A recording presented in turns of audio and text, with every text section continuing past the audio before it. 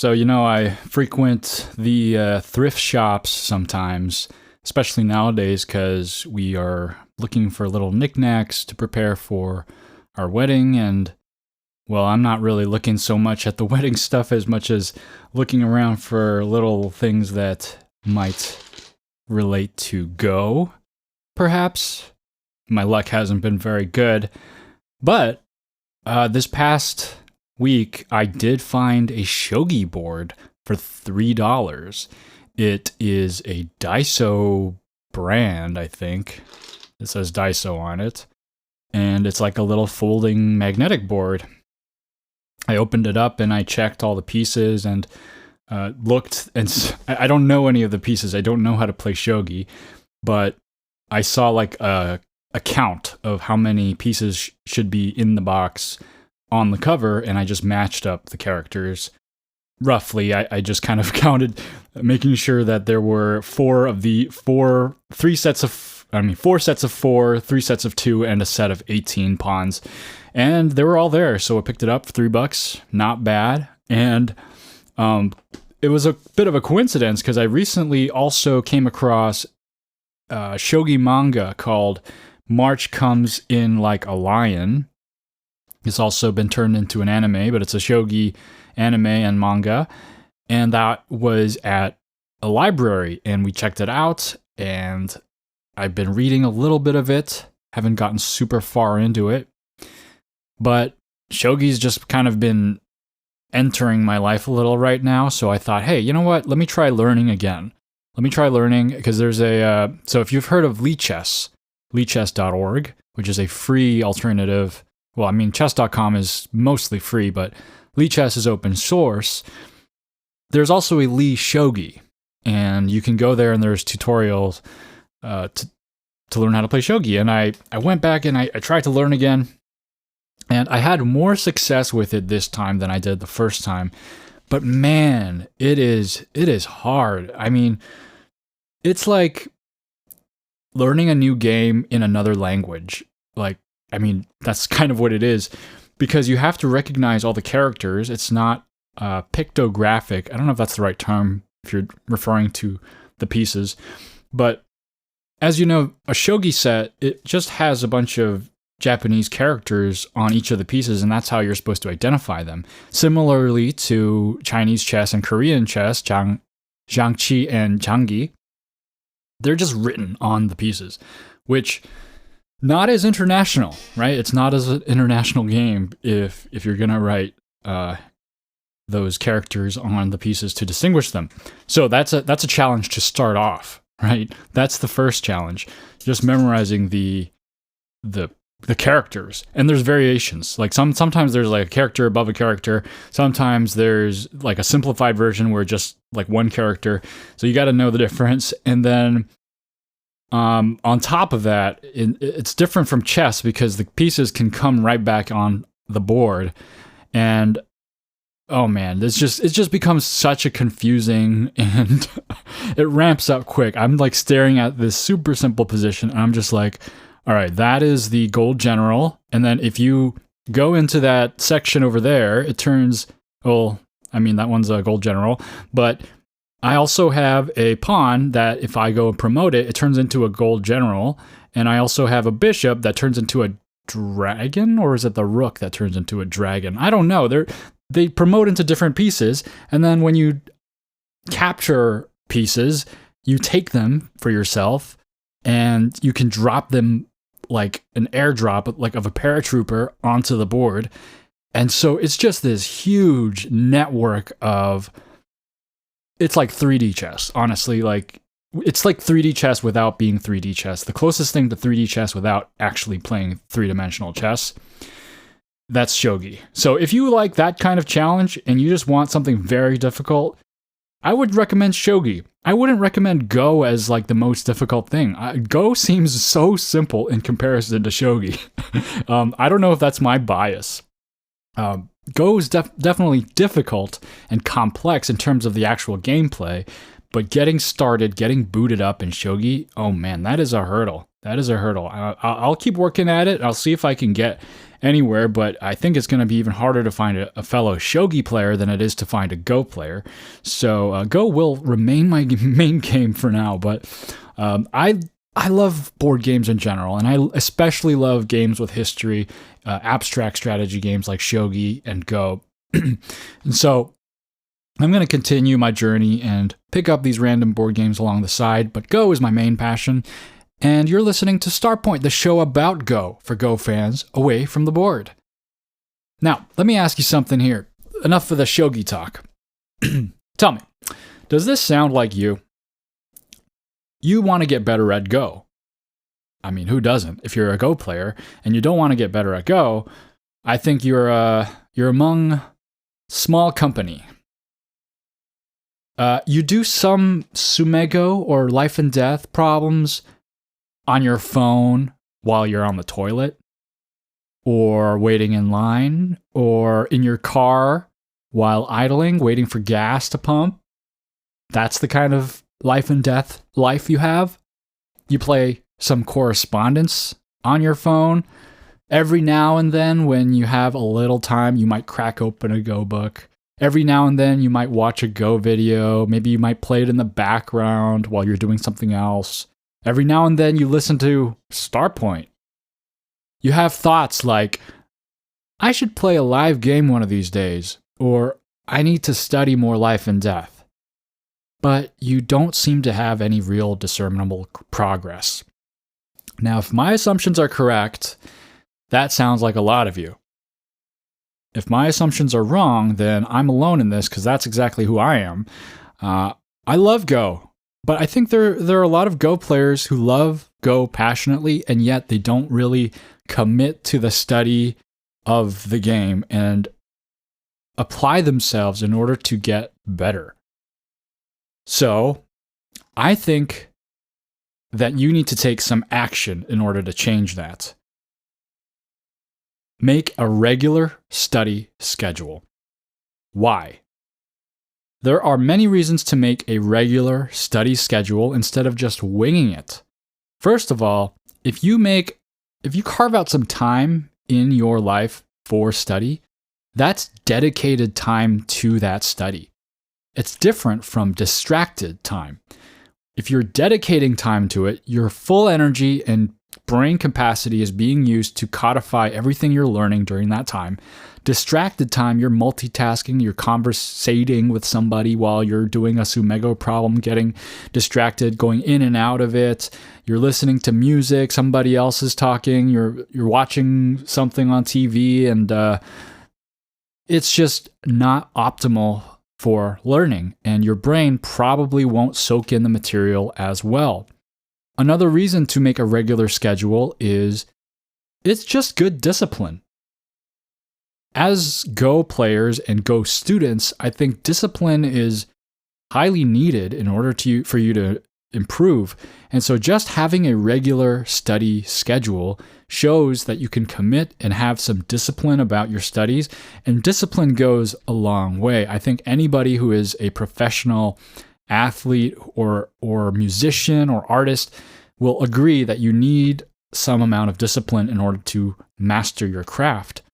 When I first started going to the gym regularly, just over 10 years ago, I made a decision to go and just show up Monday, Wednesday, Friday. And that was my rule. That was my one rule. Because before, I would just go whenever. I would let myself decide when I would work out. And that just ends up being not working out. Why would I choose to do that? So I made a rule for myself saying I have to go Monday, Wednesday, and Friday. And it became kind of a religious thing. Like I would turn down social events just because it was Friday and it was gym day. I had to go. Over time, I learned how to balance my social life and my gym life. And I've had some ups and downs for sure. I maybe sacrificed too much gym time because I started getting lazy and I lost control of it. But that initial strictness of just showing up 3 times a week was a really good starting foundation for me to commit to this thing of like, I want to stay fit, I want to exercise, I want to be healthy. And something that does, creating this regular time schedule, it relieves you of the responsibility of choice when it comes to the moment of actually studying or not studying. If you just kind of do it on a whim, you're going to kind of end up with some free time and you're going to be like, okay, I could study Go, or I could watch some Netflix. I could play some video games. Which one will I do? More than likely, you're going to choose the easier path, the path of least resistance, and not study Go, because you could study Go whenever. Who cares, right? Just enjoy yourself, enjoy life. But if you commit to a regular schedule beforehand and say, I'm going to study at this time, at this day of the week, and that's my commitment, then when that time comes, you're not thinking like, should I do this or should I do that? You're already decided, I'm going to do it. And by doing that, you have created more space and more time for that which you are studying. And finally, another reason to make a regular schedule is that it's practicing long-term thinking. It's not just, I'm going to cram today just to get better at Go today.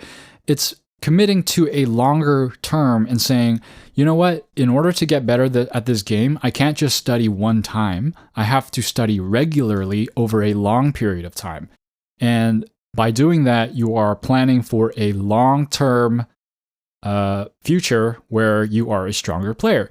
And that long-term thinking, it's really, really related to Go thinking. You have to think long-term in terms of when you're actually playing Go. So why not practice that same Go thinking in your life?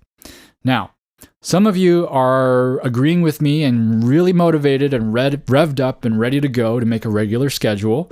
Some of you might be saying to me, Justin, I would love to. I would love to make a regular schedule to study Go. I love Go. I just don't have time. I got so much stuff going on in my life, and there's really no time for me to dedicate time for Go. So that's why I just squeeze in Go wherever I can. Well, in response to that, I will recall last week's joke at the end of the episode. I briefly mentioned the Pokemon trading card game Pocket, which is an app, and it has like a Pokemon battle thing. And I am on that constantly, battling random people to kill time.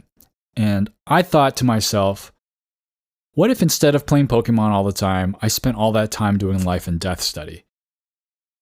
I would be a much stronger player, to be honest. If I played that much, or if I did that much life and death study, I would be a much, much stronger player.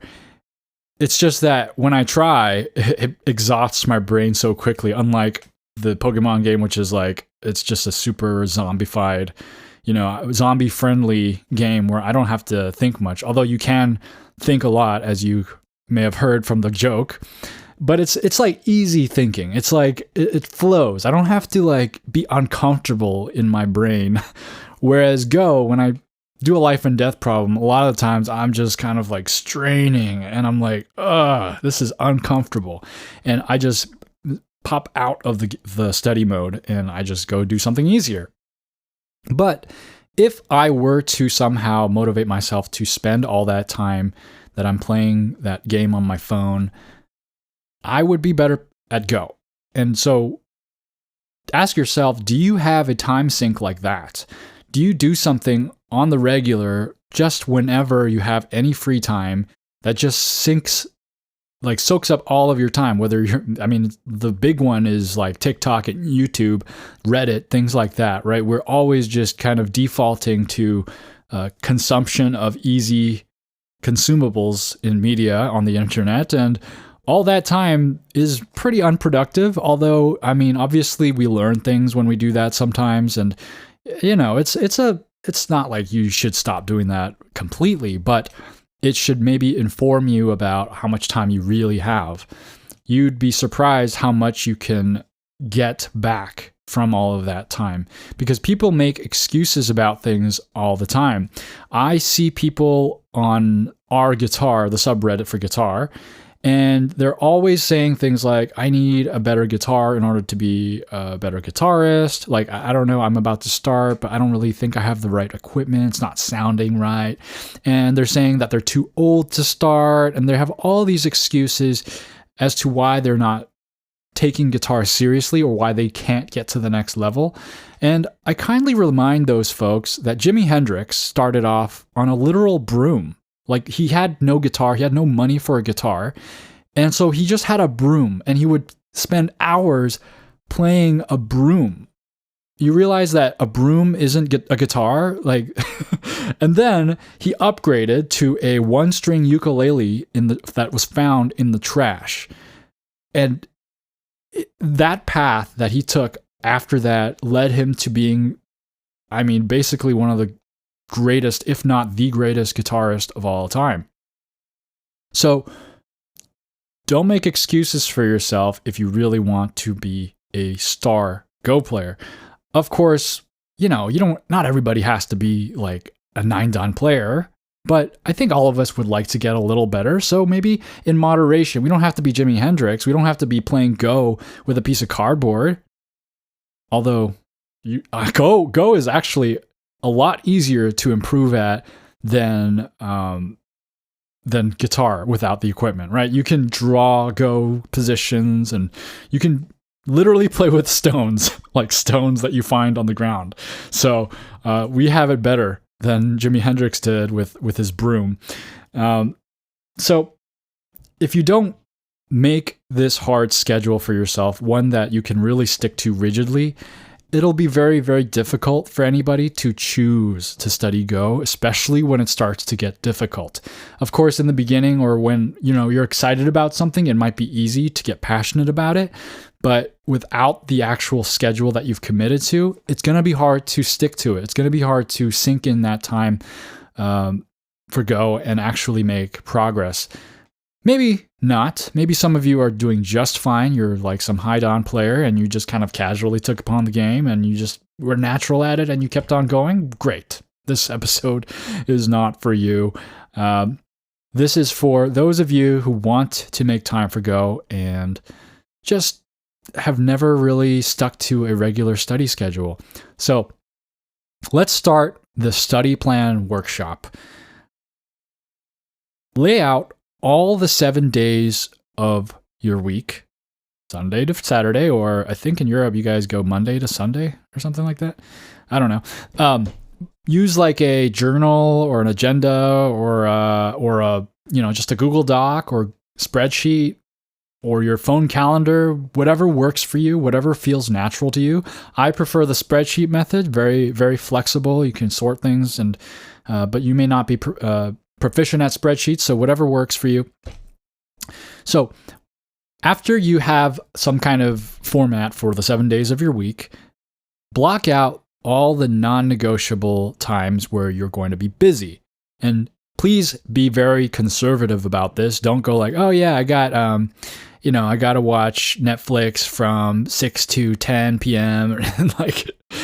Be conservative about it. Really, really only write down the non-negotiables. Namely, I would say work, things that you need to do to survive, or classes that you have if you're a student, obligations like that. Or important, obviously set aside time for family and relationship commitments and things like that. For me, going to the gym is a non-negotiable. Now, that may kind of seem like a non-negotiable. Obviously, if I wanted to be the strongest Go player in the world and at any cost, then I wouldn't go to the gym. Or I would only go enough to keep myself healthy enough to be a good Go player, but I wouldn't go to the gym for going to the gym's sake. But for me, in my stage of life and my values, gym is non-negotiable, because if I never get to one dan because I kept up my exercise habits, I'm at peace. Maybe then I think I was never meant to be a one dan player, because I don't think I can sacrifice that part of me for Go. And so really work through your non-negotiables as you plan out your week, and block out and define what hours of the day that each non-negotiable takes up. So work usually will kind of take up from 9 to 5 for most people, or something like that. And then you have some extra time outside of that for other non-negotiables that you may or may not have. For me, I actually have like an hour lunch break, and I don't take the entire hour to eat lunch. So I actually have like a 30-minute window of free time in there. So that's up for consideration. Once you have your non-negotiable set up on the 7 days of your week, look at all of the remaining slots of time that you have, and also include maybe other hobbies or other goals, other things that you need to or want to build on. This can be stuff that's non-Go related, because if you're planning for this, why not also plan for other things that are non-Go? I have a lot of things in my life that I really, really, really want to learn. So for me, I tried to pick out Spanish because I need to learn Spanish so I can get along with my fiance's family. And I also have guitar, because, guitar has been a lifelong hobby for me. It's an older hobby for me even than Go. And I have this really cool book that I really like going through, and it really feels like it's helping me improve. And I wanted to get back into that. I wanted to put that back into my routine, but I always felt like I didn't have time for it, because I really wanted to study Go. I really wanted to study that. I really wanted to study this. And so I put that back in, and I said, okay, you know what? I can carve out maybe that 30-minute window in my lunch break for that, right? And then look at where Go makes sense in your routine. And this is going to be different for everybody. Some of you will be content, absolutely content, with just spending Go time for like an hour a week. Others may be more ambitious, and you want to spend more time playing Go and studying Go. And so you're going to block out more time throughout that week. But when you schedule your time, try to pick a time when your brain is typically refreshed. If you're a morning person and you're really alert in the morning, maybe that's a good time for you to study Go. For me, after work, I feel drained. I'm not sharp, but I go to the gym after work. And after the gym, I feel super alert, super awake, and I feel great. So for me, one of the slots that makes sense for me is after the gym. And then, after you've considered all that, also ask yourself, are you willing to change your sleep schedule around this? Can you maybe go to bed an hour early and then get up an hour early?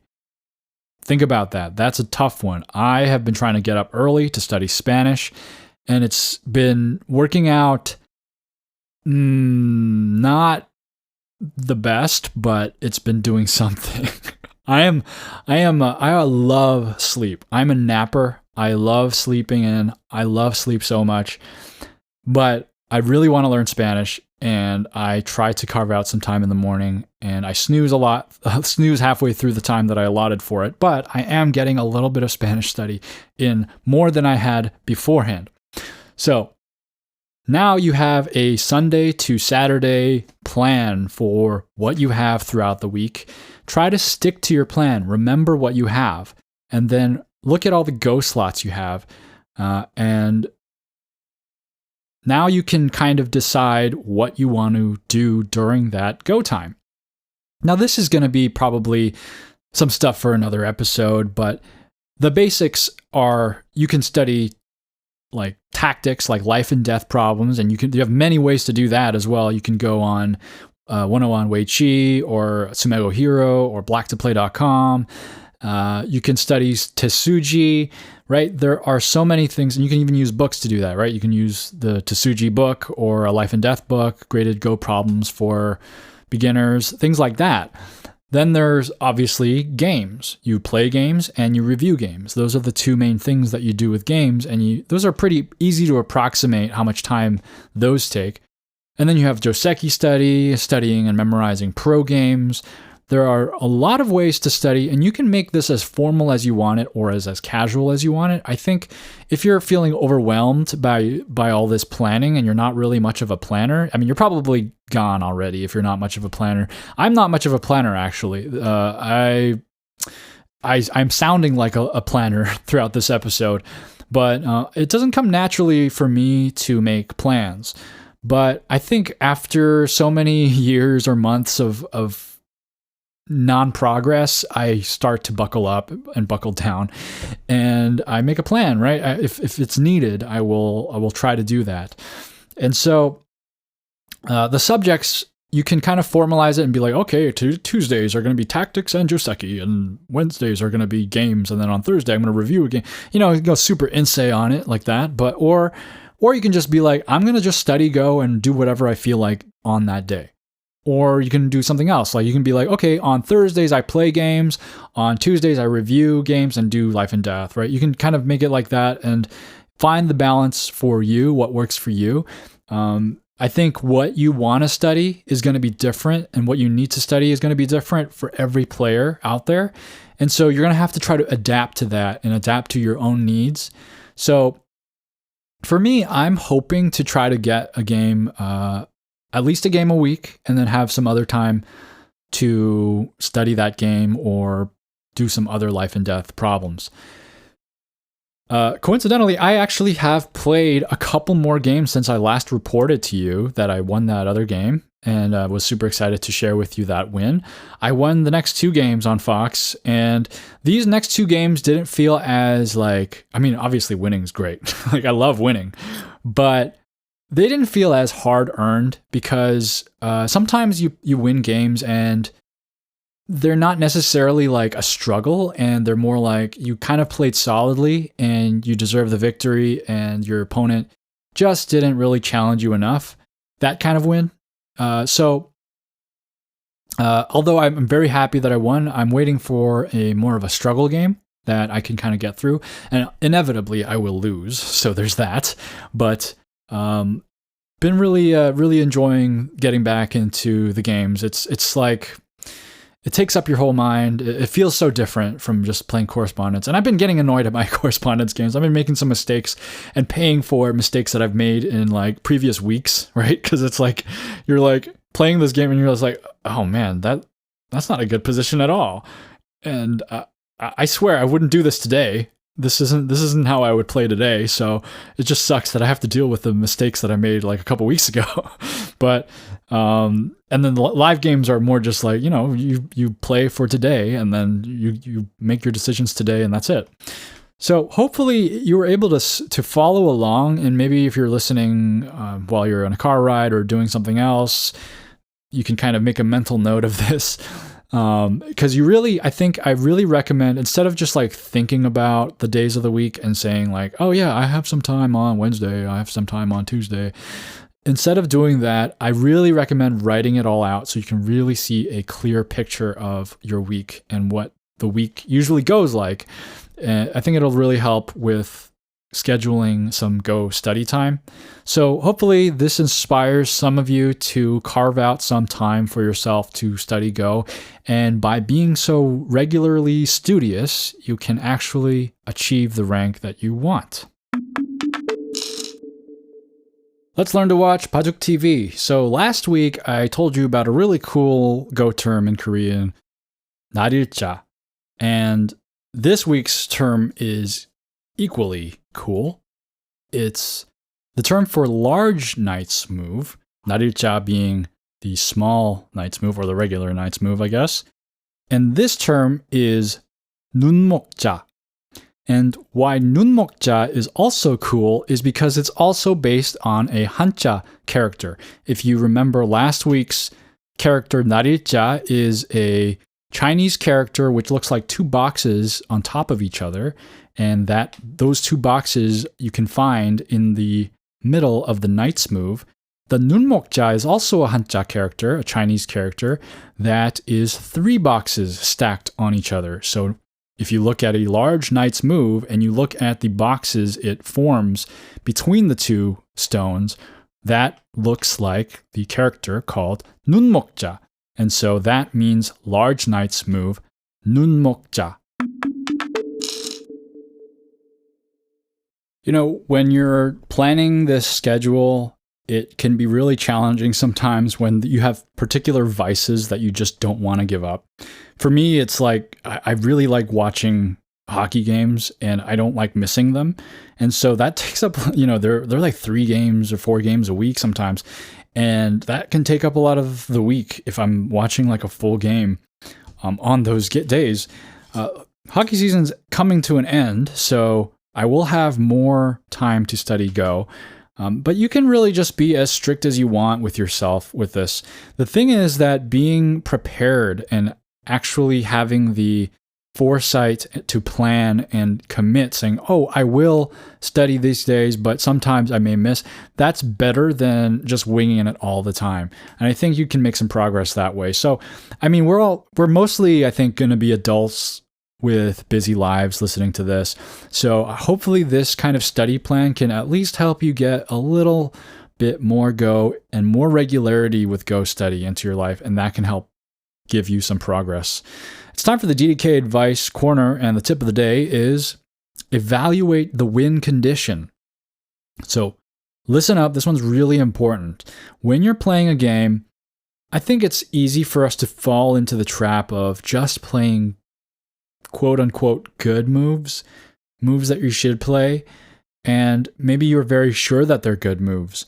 But before you play those good moves, evaluate the win condition of the game.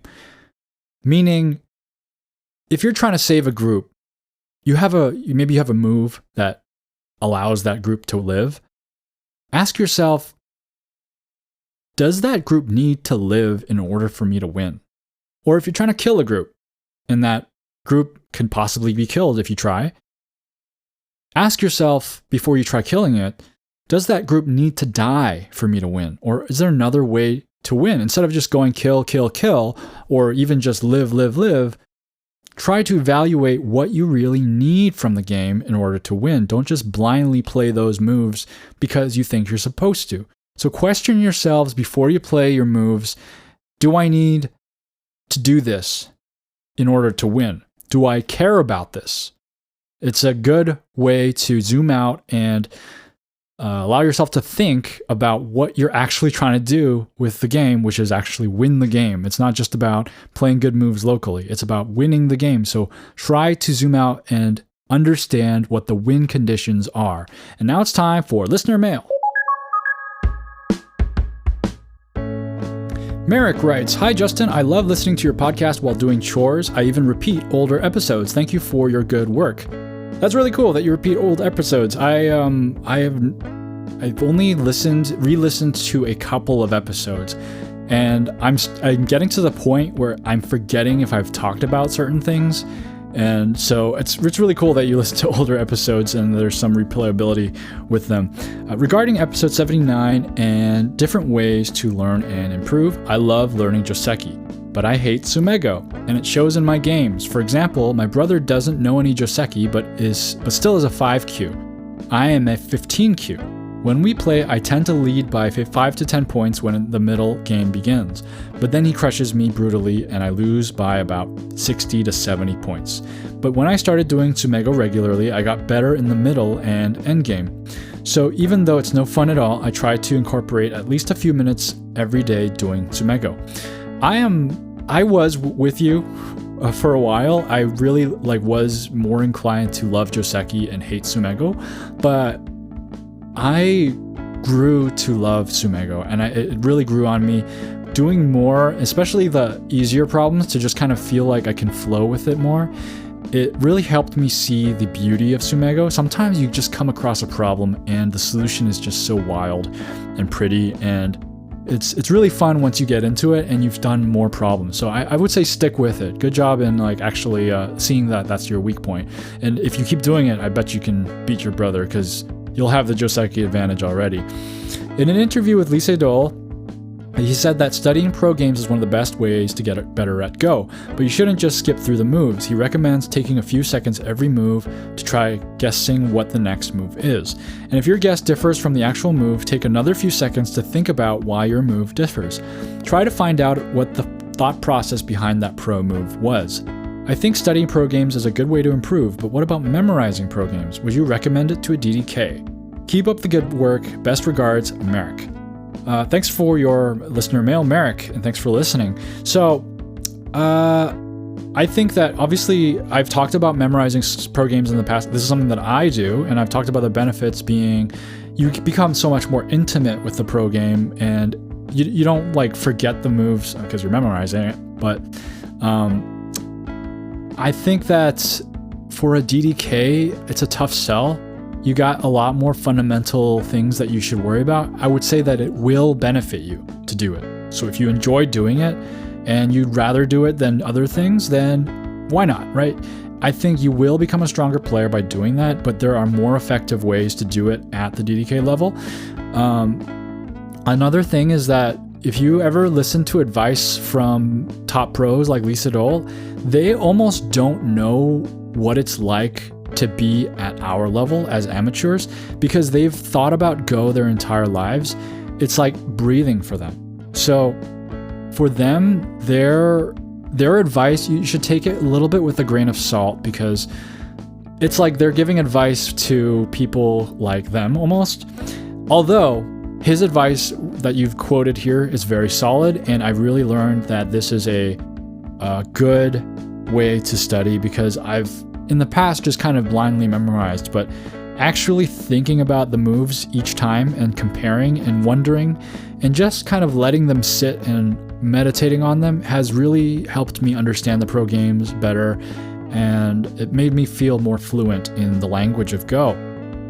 So again, back to your question about recommending it to a DDK. Soft recommendation. Like try not to make it the bulk of your study.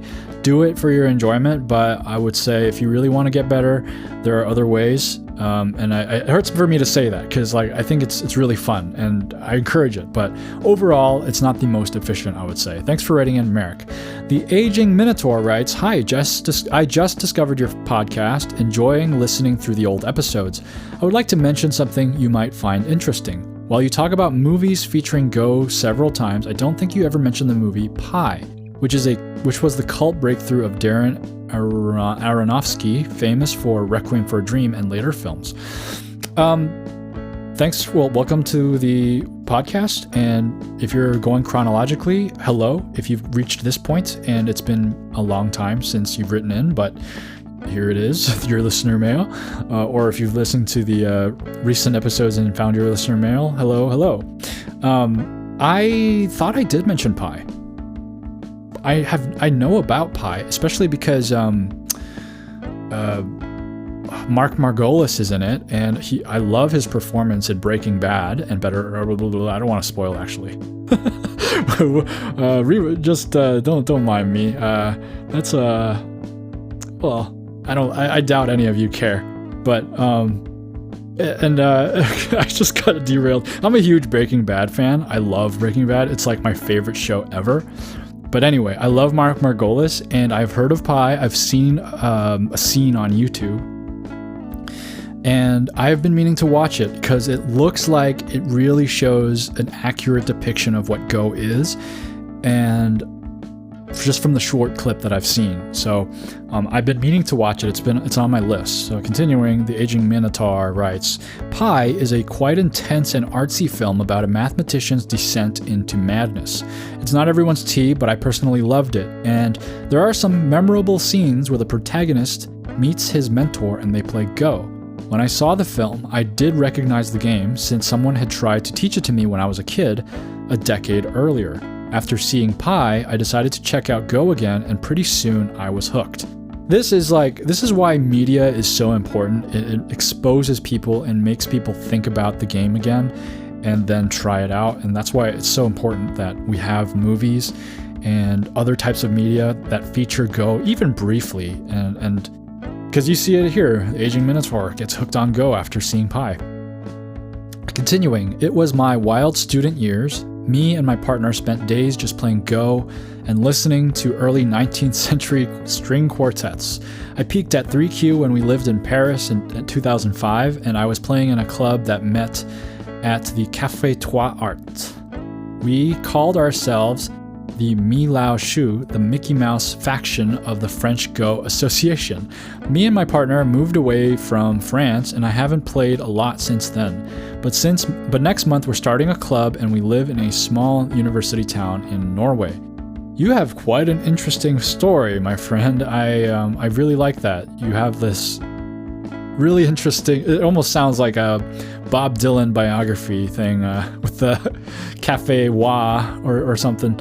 Anyway, continuing. Anyway, I mainly wrote in to mention Pi in case you haven't seen it yet, but figured it was a common reader mail Joseki to follow up with my personal origin story. I see what you did there with the word Joseki. Thanks for sharing your Go musings with us. Keep up the good work. P.S. Here's also a fun fact about Kawabata, who wrote The Master of Go. He had in fact also worked as a Go journalist and covered the actual game between Susai and Kitani in 1938 for the Mainichi newspaper. Yes, actually knew that. I think when you read the book, it's like a pseudo documentary style. Like, I don't know what the truth is, but I imagine a lot of what he wrote about in the book was like what actually happened in that game. And that's why it's such a super cool piece of writing. It's like half fictionalized, half like not, or maybe it's like mostly nonfiction. I would say that it's like a pretty accurate report of what happened, but it's in a storytelling format. That's why I love the book so much. Anyway, thanks for writing in. That was really interesting listener mail. Silver writes, "Hi, a game I do not like is checkers, but I do like Chinese checkers, which is actually a German game invented in 1892 under the name Stern Halma as a variation of the older American game Halma. I haven't played it much as I've played, I quite like it, actually, only the version that has the so-called super jumps." So this is cool because I learned today that Chinese checkers is not Chinese. I was looking up some ancient board game stuff, and I came across Chinese checkers, and I was like, "Oh yeah, I remember that game. Let me just kind of look at the Wikipedia page for Chinese checkers," and boom, it's German. And I'm like, "Oh, of course it's German," and it was marketed as Chinese checkers. If you guys aren't familiar, Chinese checkers is like this star-like shaped board. Like there's holes, and the holes are in the shape of like a star. Imagine like a Star of David, kind of, but not without the inner lines, and it's just all holes. And then you put colored marbles in the holes, and you're supposed to try to get to the other side. I've only played it a couple times. I'm kind of hazy on the rules. You can jump over your pieces to get farther, I think. And so this super jump thing must be something like that. I don't really know about the super jump rule, but I remember it feeling like it was okay. Maybe I was just a kid, so I didn't really like thinking about stuff like that. So maybe nowadays I would like it more. So I'd maybe give it another try. Checkers is I don't know if I could ever get into checkers, but it's quite fascinating to look up like professional checkers or drafts. I never know how to pronounce that word, but you look on YouTube and there's super serious people playing checkers, and it's pretty cool because it's like you can find a pro scene for almost anything. Continuing, another game I really like is Dixit, but this unfortunately needs at least 3 players. Dixit is one of my all-time favorite games, and one of my favorite things to do with Dixit is use like really abstract clues, like making sound effects that just doesn't seem like it at all, and seeing if anybody picks up on it. If you don't know, Dixit is a game where I might as well explain these games that are being mentioned. Dixit is a game where you have these like really, really interesting art cards, and they have like super abstract and fantasy depictions of things that you just can't explain. Like imagine a knight on a horse just approaching this void, like an eyeball that's like crying paint and stuff like that. Weird, surreal stuff. And you're supposed to on your turn, it's kind of like an apples to apples format. On your turn, you're supposed to give a clue. Like, it can be a one-word clue like darkness, or it can be a clue like a movie quote like I'll be back or something like that. Or you can even sing a song. Whatever your clue is, you put your card down that matches your clue face down, and everybody looks at their own hands, and they look at what one of their cards seems to match that clue. They submit it, you shuffle up the cards, and everybody tries to guess who the original clue giver's card is. It's really fun, it's really good for getting to know people. I really love Dixit. I don't think it has anything to do with Go, but I love that game. And then there's chess. It's interesting that after I discovered Go, chess seems to be more and more difficult. One has to think many moves ahead, whereas I think Go can be played by relying on intuition, and it's still fun. I cannot be lazy in chess. I just have to find the best move.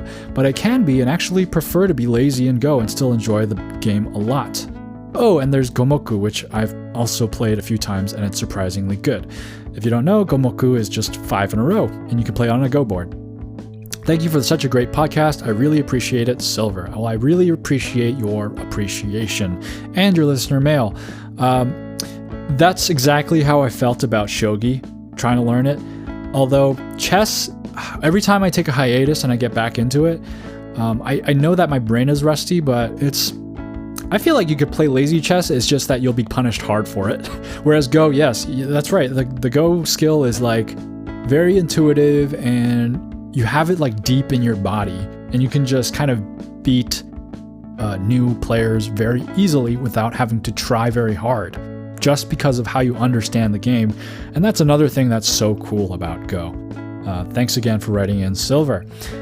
Andrew writes, "Hi Justin, I recently watched your empty triangle math video and left 2 comments, but I figured I'd send an email in case that is a preferred method for compiling listener mail than YouTube comments. Anyway, I ultimately shared 2 comments and just wanted to provide those here. Another note about that is that if you comment on an old video or old episode, I will not likely get to it in listener mail because I just kind of cut off the past week of comments for the episode, and I read that on listener mail. So if you ever want to comment on an old episode, you can always write in through email, and I will always read those, at least until, there's too many to read, but right now, pretty manageable. But although Andrew's email here is there's some math going on here, so I'm trying to prepare myself. All right, as a mathematician, this episode tickled my brain in all of the right places.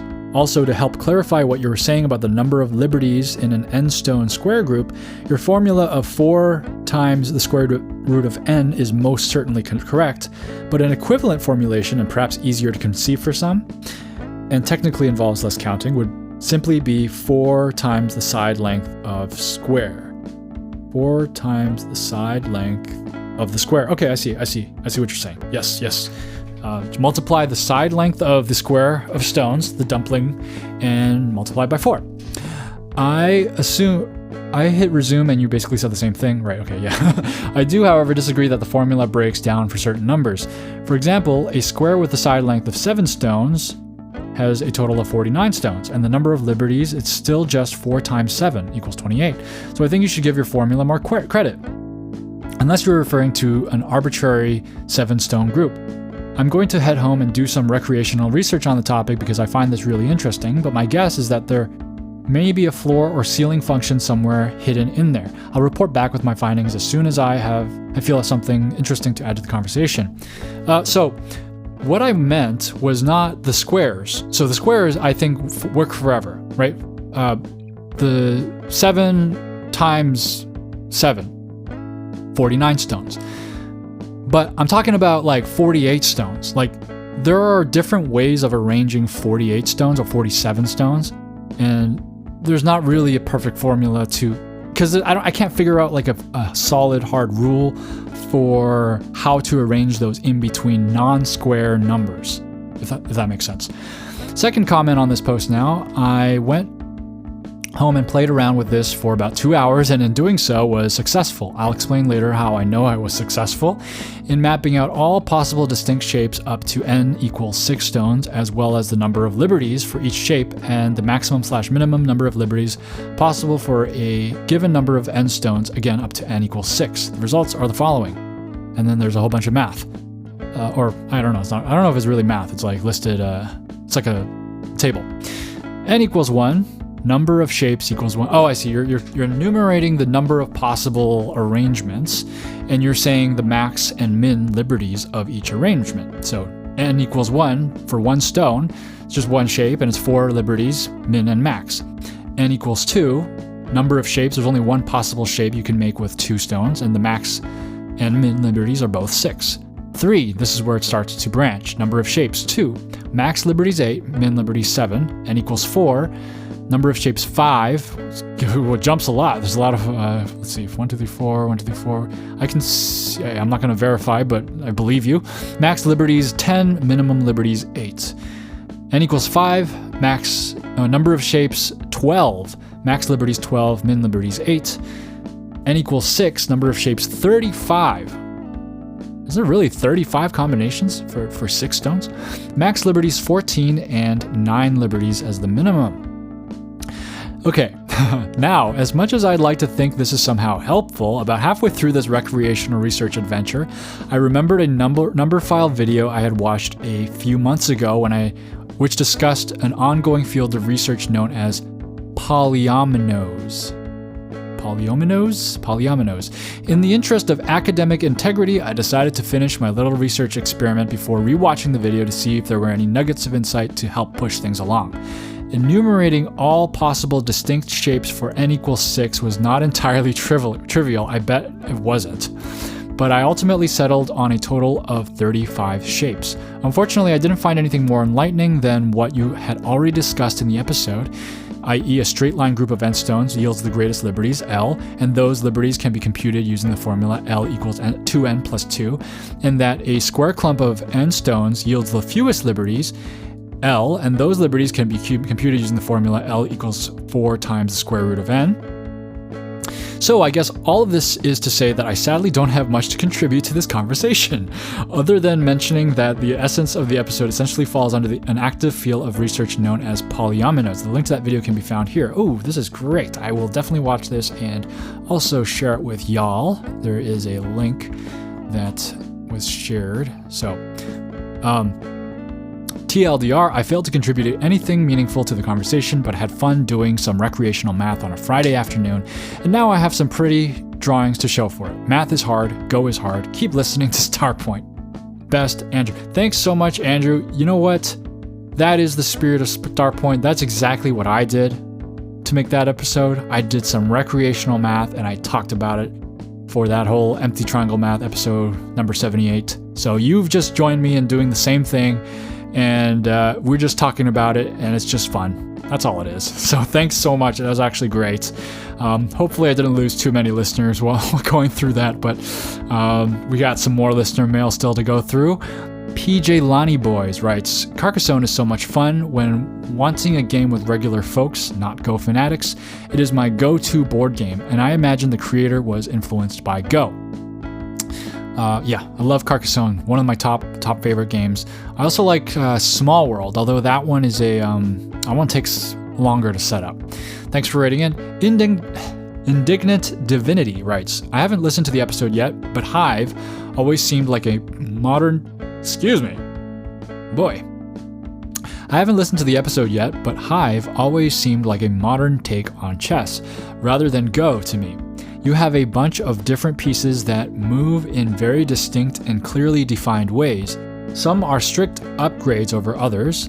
For example, ant is better than a spider, or a queen is better than a rook or bishop.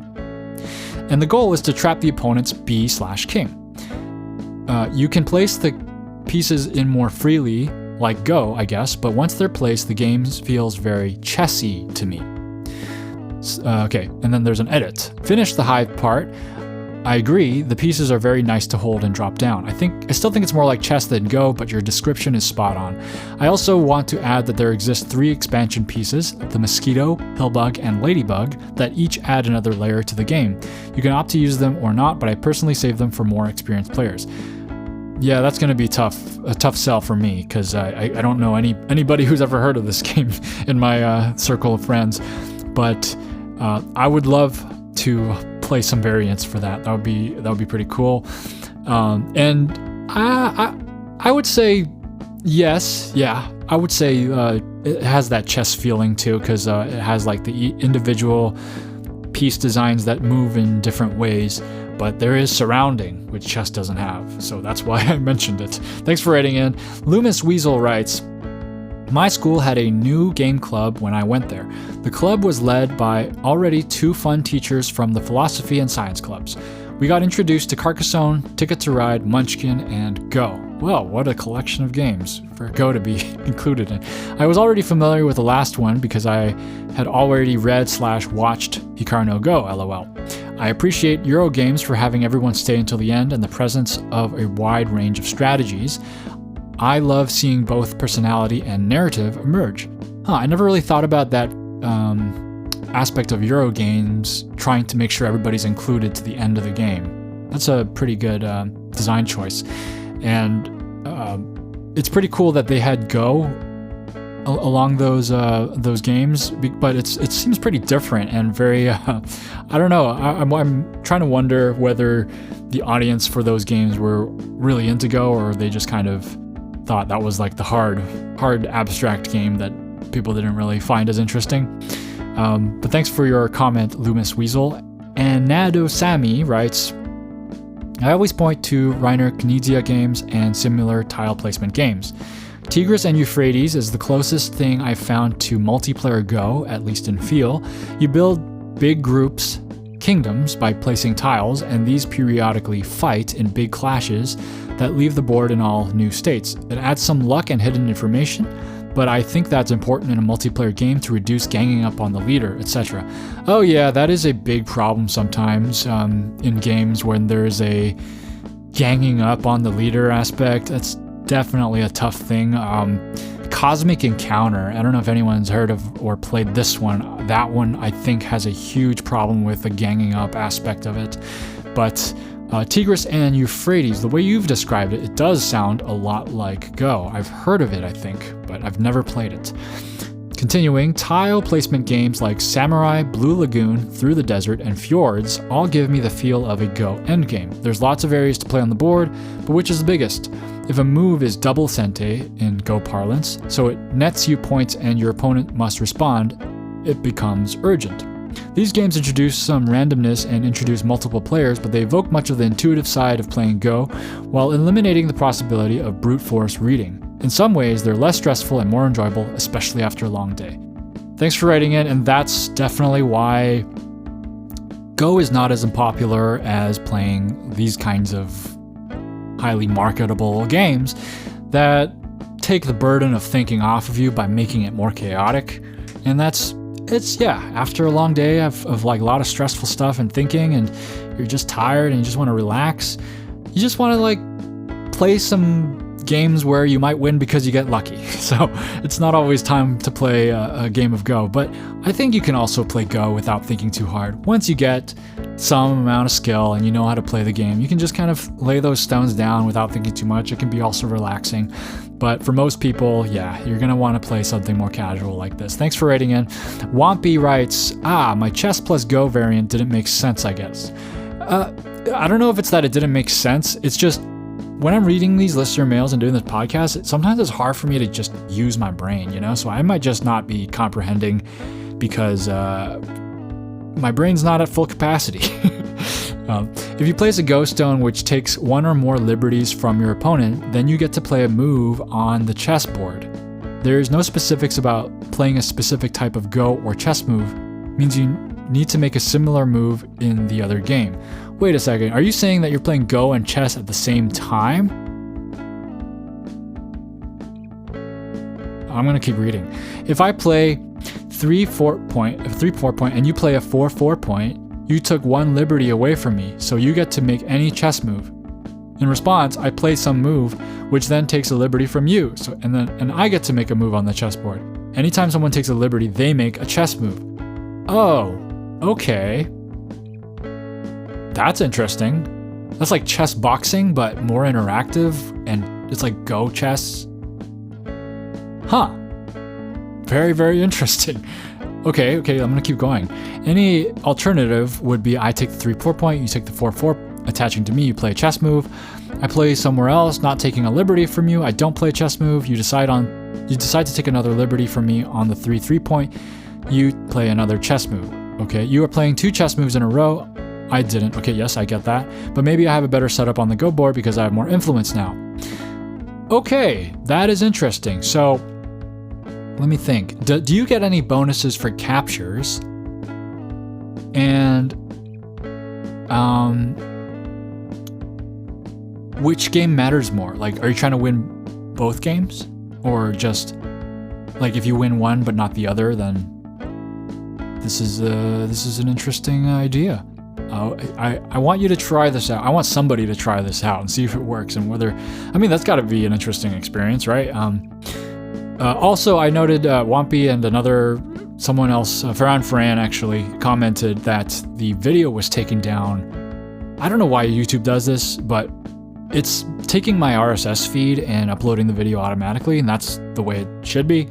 But for some reason, past couple videos, it just goes private, and it's done this weird thing. So I'm sorry if that happened. I'm sorry about that. Like, I try to notice as fast as possible and make it public. But that is why, if you were wondering. It's not that I didn't want you to listen to the episode or anything. But anyway, Wampy, yes, that clarifies things very much, and I think that's very interesting. It's really actually making me think. Anyway, thanks again, Wampy. As Wheat writes, great episode. I enjoy many different abstract strategy games and have often thought there ought to be a podcast like yours that discusses them. So thanks for making this episode. I consider Go to be the crown jewel of abstracts. Astrax? Ooh, no. But a close second for me would be Tak, which, although it's a newer game, has extremely deep strategy and tactics and feels like an ancient classic. So, I really like the look of Tak, and I've briefly looked at the rules of it, and it looks great. I would love to try it out. Maybe I'll get my hands on a set someday. And I also agree with your comment about Go being the crown jewel of abstracts. Go is just unbeatable, eh? I also have great respect for Hex, which is the pinnacle of the concept of minute to learn, lifetime to master, even surpassing Go in the simplicity of its rules, while still having great depth of theory. Yes, I can't argue with that. If I were to just explain to somebody Hex and just like place down your pieces and you just got to connect these 2 sides, and I have to connect these 2 sides. That's so easy. Like, no one's not gonna like understand that. Whereas Go, you got codes, you got territory counting. There's a lot of stuff you got to go over. For me, part of the appeal of niche abstracts is that the theory is still fresh, so there's more room for amateurs to try out novel strategies in competitive play. Niche abstracts, right? Yeah, that's true. Like, it's like when a new game comes out and people are trying to figure out what the best way to play it is, and it really lets you kind of take the reins and think about it rather than just, hey, what am I supposed to do? What's the Joseki? What do the books say? And so that is definitely I can tell you're someone who likes to use your brain. I would highly recommend Go players to give these games a try. There are budding competitive scenes for both of the ones I mentioned at playtak.com and playhex.org respectively. Hive also has a great online site at hivegame.com, although I haven't played it as much. Something about that game bugs me. Wah, wah. I need some listener I need some Go joke submissions from you. I can tell you have a knack for that. So I'm going to try hivegame.com because I already know how to play Hive. And I feel like maybe I'll try Hex, but I want to play Tak with like the actual pieces. I want my first experience of Tak to be with the actual pieces because they look really cool. Thanks for writing in, As Wheat. My boy writes, I'm a monster at Pente. I looked up Pente and it really looks like Go. It looks like a DDK, not even a DDK game. It looks like two people who don't know how to play Go trying to play Go. When I looked at the Wikipedia page, but apparently you're really good at it. Thanks for rating in my boy. Sadaharu writes, why play Go-like games when you can just play Go? Just kidding, those are great games, but since they have Go elements, I feel like we should make use of them to lure more people to Go. Agreed. We should just play Go. I love Go. Go is really the only game I'll really ever need, even though I really like playing all sorts of games. Go is the one that I can just always play. Spiros Mavrikas writes, thank you for the best podcast ever. Well, that's very, very kind of you. And thank you, Spiros, and thank you to all the lurkers out there who don't ever comment. I know you're out there, and I still think about you, and I really appreciate that you're just listening. So, the question of the week, this week, do you have a formal study plan? Have you ever had one in place? How did it work out for you? How much time do you have per week for Go, and do you think you can commit to studying? Let me know if you make a study plan and what that plan is. Sometimes announcing it publicly can really help you stick to it. So if you want to do that and share your thoughts on that question, or leave just a Go story or comment or a question you want to ask me, leave a comment wherever you found this episode, or email me directly at starpointpaduk@gmail.com. That's starpointbaduk@gmail.com. If you're a YouTube listener, I would greatly appreciate a like and or a subscribe. If you're a podcast listener, reviews and ratings also help. A very special thank you to James B. and Tristan for supporting Starpoint. And if you want to support the show, you can go to ko-fi.com/starpointpaduk, that's ko-fi, or peruse the Starpoint store at store.starpointpaduk.com. And, one of the things when you're playing Go is it's important to have certain things, like Sente. But I have Pente? I don't know. There's no joke today. I'm sorry, guys. I thought there was a Pente joke somewhere. Pente and Sente rhyme. Maybe I'll workshop that joke and I'll get back to you guys next week. Thanks for listening. Keep playing Go.